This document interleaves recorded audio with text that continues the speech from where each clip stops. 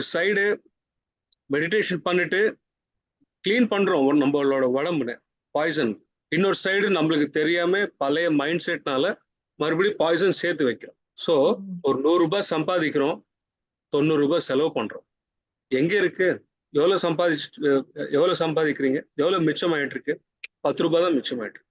நம்மளோட requirement 1000 rupees இருக்கு. அப்போ 10 ரூபாய் எங்க இருக்கு, 1000 ருபீஸ் எங்க இருக்கு? எவ்வளவு டிஃபரன்ஸ்? அது நம்ம சம்பாதிக்கிறது 10,000 ரூபாய், செலவு பண்றது 5,000 ரூபாய்னா அப்போ கையில மிச்சம் வந்து 5,000 ரூபாய் இருக்கும். நம்மளோட ரிக்குவயர்மெண்ட்டுக்கு விட நம்ம கையில அதிகமா இருக்கும்.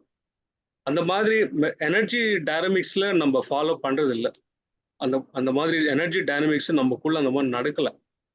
அதுக்கு தான் நம்ம இந்த மாதிரி புக்ஸ்ல படிக்கும் போது நம்மளோட அந்த நாலேஜ்னால நம்மளோட அவேர்னஸ் இன்க்ரீஸ் ஆனதுக்கு அப்புறம் எப்படி இருந்தா நமக்குள்ள எனர்ஜி சேவ் ஆயிடும், எது பண்ணா நம்ம வந்து பாய்சன் கலெக்ட் பண்ணாம இருக்கிற பாய்சன் எப்படி கிளியர் பண்ணலாம், இருக்கிற நல்ல ஆரோக்கியம் எப்படி காப்பாத்துக்கலாம், இன்னும் ரொம்ப ஆரோக்கியமா எப்படி வாழலாம், ரொம்ப ஆனந்தமா எப்படி வாழலான்ற அண்டர்ஸ்டாண்டிங் நம்மளுக்கு வரும்.